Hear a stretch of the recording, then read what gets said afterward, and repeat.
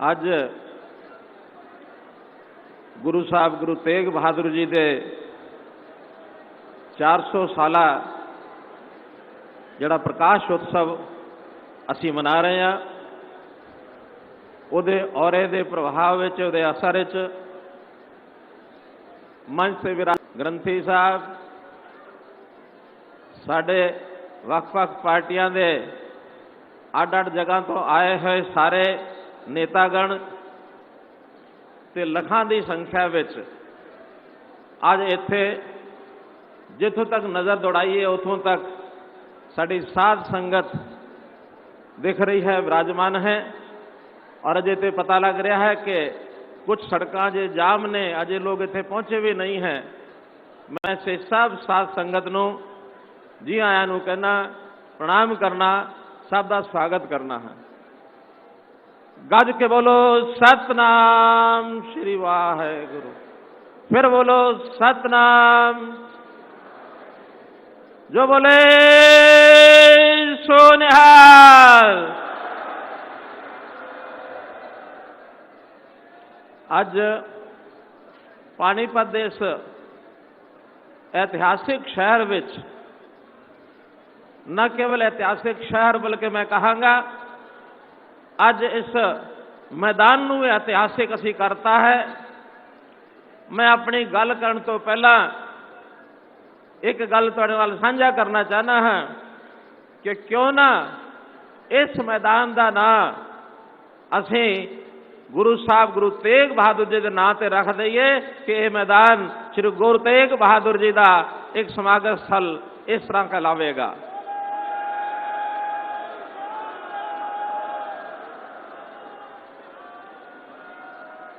तो जिहड़ा मुख मार्ग, जिहड़ी सड़क जीटी रोड तो इत्थे समागम स्थल तक आ रही है, जिथों असीं सारे लंघ के आए हाँ, उस रस्ते का नाम, उस मार्ग का नाम श्री गुरु तेग बहादुर जी मार्ग ये भी रखा जाता है।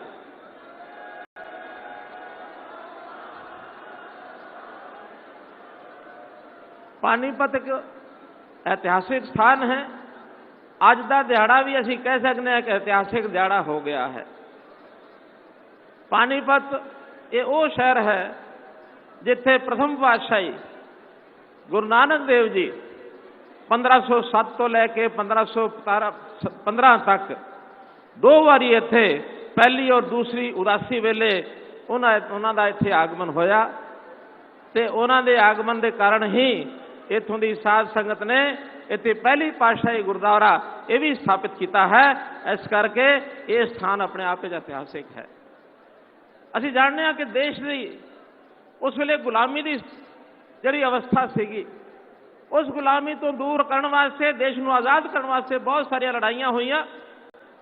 और एक लड़ाई सन 1761 पानीपत का जिहड़ा तीसरा युद्ध किया जाता है, जिहड़ा मराठियां ते मुगलों दे विच होया सी।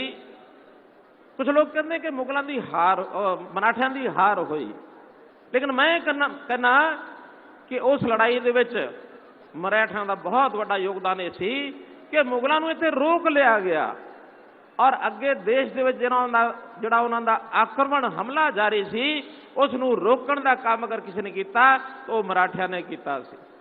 इस करके अज जिहड़ा ये स्थान है, ये स्थान भी ऐतिहासिक है, ये दिन भी ऐतिहासिक है।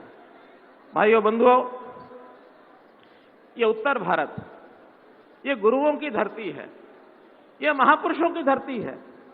हम देखते हैं सारा, चाहे पंजाब है, चाहे हिमाचल है, उत्तराखंड है, हरियाणा है, दिल्ली है, उत्तर प्रदेश है, राजस्थान है, ये सारा इलाका गुरुओं की धरती कहलाता है। गुरुओं ने यहाँ भ्रमण किया, महापुरुषों की धरती कहलाती है।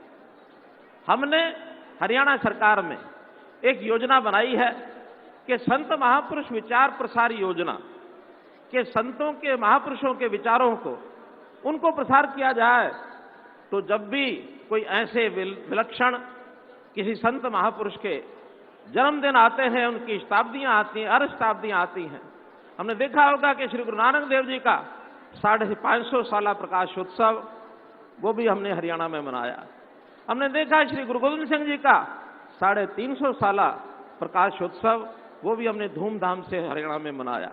कोई कार्यक्रम सिरसा में हुआ, तो कोई यमुनानगर में हुआ, तो कोई करनाल में हुआ।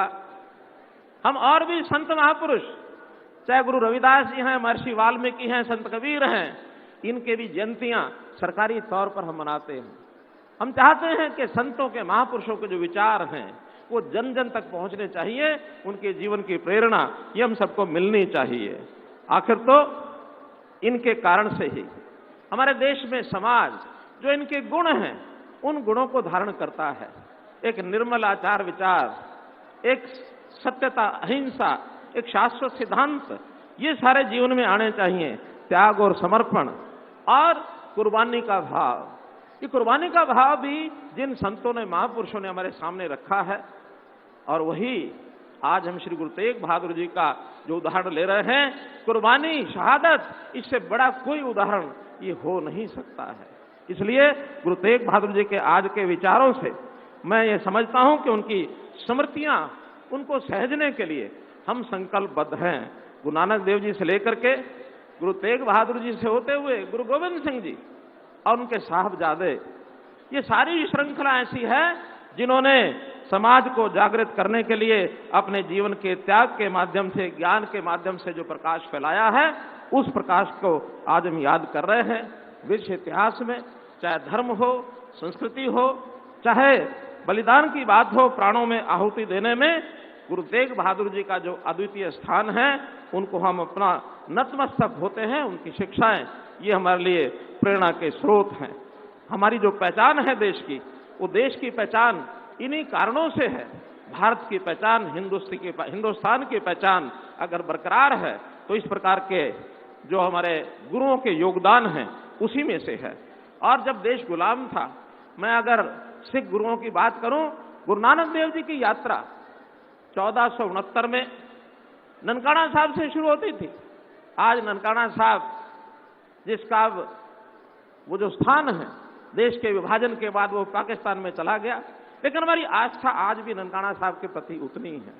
और फिर वो यात्रा बढ़ते बढ़ते और दशम पातशाही गुरु गोविंद सिंह जी का जब वो यात्रा पूरी की उन्होंने, और वो नांदेड़ में 9 अक्टूबर 1708 को ये दशम पातशाही की यात्रा यहां पूरी होती है।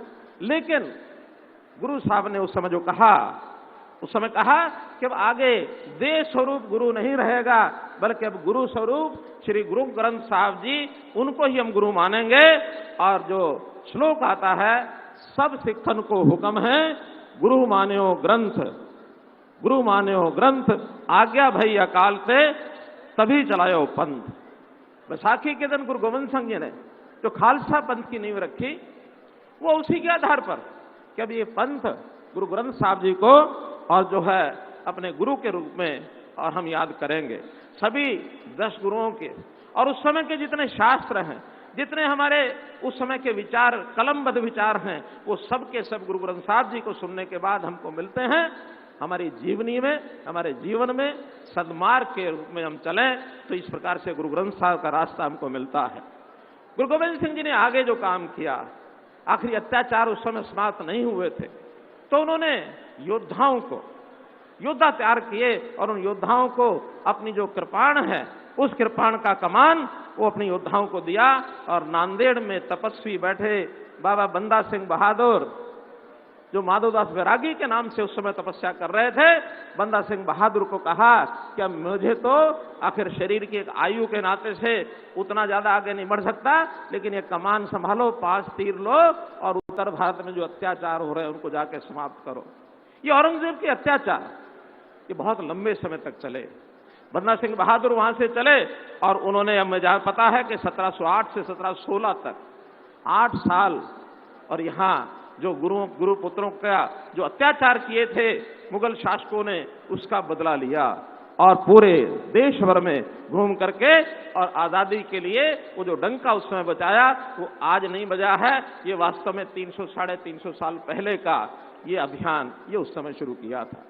ये ठीक है कि देश के आजाद होने से पहले मुगलों के बाद अंग्रेजी हुकूमत हम पर राज करने आ गई, लेकिन ये डंका उस समय बज चुका था।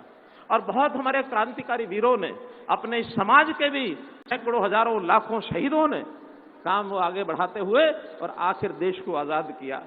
1947 में देश आजाद हो गया। आगे बढ़ते हम देखते हैं कि वो कश्मीर, जिसके कारण से गुरु तेग बहादुर जी को अपना बलिदान देना पड़ा था, उस कश्मीर की स्थिति लगातार 300 साल के बाद भी वो ठीक नहीं हुई। और हम देख रहे हैं कि वहां के कश्मीरी पंडितों के ऊपर अत्याचार अभी भी होते रहे हैं।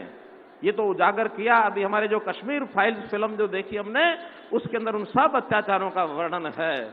और उन कश्मीरियों को 1990 में कश्मीर छोड़ना पड़ा, अपना घर बार छोड़ना पड़ा। वहां के जो कानून थे, उन कानूनों में एक 370 का जो धारा थी, उसको समाप्त करने की आवाज जब उस समय से उठ रही है, श्यामा प्रसाद मुखर्जी ने आवाज उठाई कि एक प्रधान, एक निशान और एक विधान, ये लागू होना चाहिए, जो अभी तक लागू नहीं था कश्मीर में। कश्मीर हमारे से अलग बनी रही, लेकिन मैं आभारी हूं, मैं धन्यवाद करता हूं देश के वर्तमान प्रधानमंत्री श्री नरेंद्र मोदी जी का, कि जिनके सदप्रयत्नों से बिना किसी नुकसान के, बिना किसी बहुत बड़े विरोध के और 370 धारा को समाप्त कर दिया। मैं आज मानता हूं कि कश्मीर जिसकी आवाज है, और उस हिस्से के नाते से आज हमको ये संकल्प लेना है कि गुरु तेग बहादुर जी ने जो बलिदान दिया था, उस बलिदान के कारण से इस देश के युवकों को, इस देश की जनता में जो उत्साह, जो जोश, जो स्फूर्ति आई थी, उसको आज हमको बनाकर रखना है। और आज बनाकर रखेंगे तो आज देश के लिए शायद मरने की जरूरत तो अब नहीं है, देश आजाद है, लेकिन देश के लिए जीने की, स्वाभिमान से जीने की, कभी इस देश का कोई ना बिगाड़ सके कुछ, ये आवश्यकता आज भी है। और आज भी हमको प्रेरणा उसी प्रकार से मिलती रहेगी। अगर हम गुरु तेग बहादुर जी का देखते हैं, उनका जन्म अप्रैल 1621 में हुआ। 350 साल उनकी शहादत को भी हो गए हैं, लेकिन आखिर उनको हम याद करते हैं तो क्यों करते हैं? करते इसलिए हैं कि उन्होंने समाज की रक्षा के लिए, देश की रक्षा के लिए, हिंद की रक्षा के लिए, धर्म की रक्षा के लिए अपना जीवन बलिदान किया। जब आए थे कश्मीरी पंडित, दान देने वाले महापुरुष, और कहीं कोई क्यों ढूंढते हो, आप महापुरुष नहीं हो सकते क्या? यानी 8 वर्ष का बालक अपने पिताजी के लिए एक प्रेरणा स्रोत बनता है। और उस समय गुरुजी को लगा कि नहीं, ये बलिदान मुझे देना चाहिए। उनका बलिदान हुआ, और उस बलिदान में हम देखते हैं कि जिस लाल किला से उस समय के एक अत्याचारी शासक ने और ये हुक्म सुनाया था कि गुरु तेग बहादुर जी अगर धर्म नहीं बदलते हैं तो उनका शीश धड़ से अलग कर दिया जाए। जहां उन्होंने धर्म के खातिर शीश कटाया, वही लाल किले पर आज के शासक ने, श्री नरेंद्र मोदी जी ने अभी 2 दिन पहले उनकी स्मृति जी, उनके वीर बालक, वीर पुत्र बालक शहीद, उनको नायक के रूप में दुनिया याद करेगी। और खलनायक औरंगजेब को आज भी खलनायक के रूप में अब याद करेंगे। जैसे त्रेता युग में प्रभु रामचंद्र जी एक नायक हुए, रावण एक खलनायक हुए, गुरु तेग बहादुर जी एक नायक हुए और औरंगजेब एक खलनायक हुए। दुनिया याद दोनों को रखेगी। तो मित्रों, भाइयों बहनों, ये जो शहादत हुई थी गुरु तेग बहादुर जी की, उनकी अकेले की शहादत नहीं हुई। उनके साथ जो उनके शिष्य, हमें पता है भाई मतीदास जी, उनको जिंदा आरे से चिनवा दिया गया था। उनके शरीर के 2 भाग कर दिए गए थे। इसी प्रकार भाई दयाला जी का, उनको कढ़ाई में उबलते पानी में डाल करके तड़पा तड़पा करके और उनको शहीद किया गया। अगर हम भाई सतीदास जी की बात करते हैं तो रुई के बोरे में उनको डाल करके उस बोरे को आग लगा दी जाती है। यानी किस प्रकार के अत्याचार वहां हुआ, उस समय हुए होंगे, ये इतिहास हमको याद रखना होगा। और इस इतिहास में से ही प्रेरणा लेनी होगी कि अपने संस्कृति, अपने धर्म, अपने समाज, उन शाश्वत सिद्धांतों से के साथ कोई समझौता हमको नहीं करना, जिसका रास्ता हमको गुरुओं ने, गुरुपुत्रों ने सबको दिखाया है। हमें पता है कि गुरु तेग बहादुर जी का स्थान हरियाणा में भी बहुत ऐसे स्थान हैं जिनके ऊपर उनका भ्रमण हुआ। कई यात्राएं हुई हैं, 6 यात्राएं उनकी हुई हैं, जो हरियाणा और पंजाब के क्षेत्र में एक स्थान से दूसरे स्थान पर वो आते रहे। और उनके शीश की अंतिम यात्रा ये भी हरियाणा में से होकर के निकली है। जब शीशगंज गुरुद्वारा पर उनका उनका जो सिर धड़ से अलग किया, तो संगतों ने ये कहा कि शीश इनका मुगलों की सेना के हाथ नहीं लगना चाहिए, और शीश को लेकर के और वो आनंदपुर साहब के लिए चल पड़े। अब ये रास्ते में जो घटना होती है, जो हरियाणा के लिए बहुत एक ऐसी प्रेरणा देने वाली घटना है, खून खौलाने वाली भी घटना है वैसे तो, कि शीश को लेकर के जब भाई जातो जीतो, भाई जैतो जी जब लेकर चल रहे थे, तो रास्ते में सोनीपत जिले में एक गांव आता है, और वहां उन गांव के लोगों को पता लगता है कि गुरु साहब के शीश के पीछे मुगल सेना लगी हुई है। तो वहां एक व्यक्ति खुशहाल सिंह, खुशहाल का चेहरा मोहरा गुरु तेग बहादुर जी के चेहरे मोहरे से मिलता था। उन्होंने तुरंत आगे बढ़कर के अपने आप को कहा कि आप मेरा शीश काट करके और मुगल सेना को दे दो, ताकि वो भ्रमित हो जाए, और गुरु साहब का शीश सुरक्षित आनंदपुर साहब लेकर के जाना चाहिए। उस गांव का नाम आज भी बड़ खालसा है। बड़ खालसा स्थान पर आज खुशहाल सिंह जी की स्मृति में उनका एक स्टैचू भी बना है, एक गुरुद्वारा भी बना है, एक सभागार बना है, एक वहां पर उनको दिखाने के लिए, और वहां एक म्यूजियम भी बना हुआ है। तो इस नाते से हरियाणा में लगभग इन यात्राओं के माध्यम से जहां जहां गुरु साहब गए, सबसे पहले आनंदपुर साहब से उन्होंने अपना मुख्यालय जींद जिले में धमतान साहब में बनाया। धमतान साहब से वो यात्राएं उनकी शुरू होती हैं। वो कैथल में आते हैं, आसपास गांव में जाते हैं, कुरुक्षेत्र में आते हैं, लाडवा में आते हैं, जगाधरी में जाते हैं, बुढ़िया में जाते हैं, सढोरा में जाते हैं, लोहगढ़ साहब जाते हैं। कम से कम 32 गुरुद्वारे आज ऐसे हैं जहां जहां गुरु तेग बहादुर जी के और जो चरण छो हुई है, और जहां उन्होंने अपने चरण रखे हैं। तो ऐसे स्थानों पर आज भी उनके प्रति श्रद्धा के भाव से लोग देखते हैं। सारे देश भर में वो बहुत बार घूमे हैं, घूमते हुए जहां जहां गए हैं वहां वहां जो है उनके बारे में और लोगों ने मंदिर बनाए हैं, और उस नाते से ये सब किया है। भाइयों बहनों, हम सब इस बात को आज इसलिए याद कर रहे हैं कि इतना लाखों का समागम यहां आज हुआ है। उसका हेतु एक ही है कि जो प्रेरणा गुरुओं के जीवन से हमको मिली है, जिस लॉ को मिटाने के लिए औरंगजेब जैसे शासक ने भरपूर प्रयत्न किया, वो लॉ आज भी हमारे युवकों के मन में, हमारी जनता के मन में धधक रही है। देशभक्ति की लॉ, धर्म की लॉ, सामाजिक प्रेम की लॉ, मानवता की लॉ, भाईचारे की लॉ, इसको हमको जगाए रखना है। और कभी भी कोई प्रकार इस प्रकार का कोई शासक आए, कोई और अपने आप को कोई लीडर कहे कि जो देश के समाज के हित में बात न करे, उसको समझाना है, उसको बताना है कि देश हित के अंदर नहीं है। तो इस नाते से हम लोगों का जो दायित्व है, उस नाते से हम आगे बढ़े और निश्चित रूप से मानवता के इस सूरज गुरु तेग बहादुर जी का जो 400 पर्व है जो मना रहे हैं, इस अवसर पर हम गुरु जी के चरणों में अपना शीश नवाते हैं, हम अपना शीश नवाते हैं। आज मैं ये भी घोषणा करना चाहता हूं, वैसे तो सरकार की ओर से हमने पिछले वर्षों में अनेकों नाम गुरुजनों के, जो हमारे सिख गुरु हैं, उनके नाम से कितने ही प्रोजेक्ट, कितनी सड़कें, कितने ही कार्यक्रम हमने चलाए हैं। सबका उल्लेख बड़ा लंबा हो जाएगा, लेकिन जैसे 2 बातें मैंने पहले कही हैं और 2 बातें मैं आज वो कहना चाहता हूं।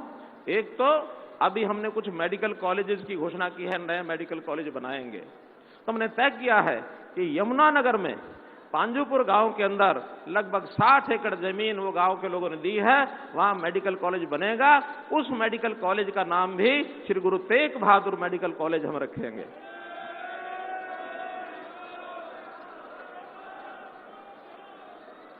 और अगले 3 महीने के अंदर अंदर उस मेडिकल कॉलेज की नींव भी रख दी जाएगी।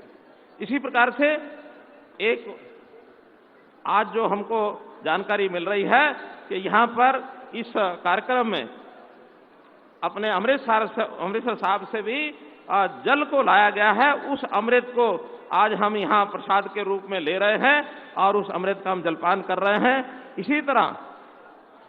इसी तरह बिहार से भी सासाराम से, और गुरु साहब के जो सेना के अंदर उन्होंने हथियार अपने हाथ से चलाए थे, उन हथियारों की प्रदर्शनी यहां लगी हुई है। सासाराम बिहार से वो लाए गए हैं और उन हाँ, अभी ये सामने भी प्रदर्शन, गुरु साहब के सामने जो शस्त्र हैं, उन शस्त्रों की प्रदर्शनी यहाँ भी है। तो इन शस्त्रों का पूरे देश में भ्रमण का कार्यक्रम बनाया जा रहा है। तो मुझे बताते हुए आपको खुशी हो रही है कि इन शस्त्रों के लिए एक जो वाहन की आवश्यकता है, जिस वाहन में ये सारे देश भर में जाएंगे, उस वाहन को भी हम हरियाणा सरकार की ओर से डोनेट करेंगे। जिस प्रकार का वाहन चाहिए उस प्रकार का वाहन उपलब्ध कराया जाएगा।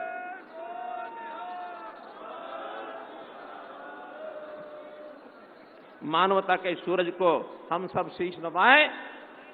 जिन्होंने शीश कटाया हिंदी खातिर, जिन्होंने शीश कटाया हिंदी खातिर, मैं उन्होंने शीश नवावा, मैं उन्होंने शीश नवावा।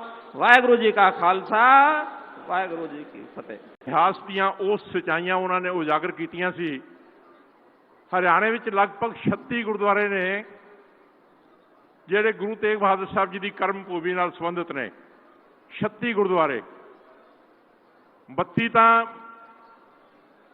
ਮਾਨਯੋਗ ਮੁੱਖ ਮੰਤਰੀ ਸਾਹਿਬ ਜੀ ਨੇ ਆਪ ਜੀ ਨੂੰ ਦੱਸ ਹੀ ਦਿੱਤੇ ਨੇ। ਔਰ ਹੁਣ ਇੱਕ ਅਜਿਹਾ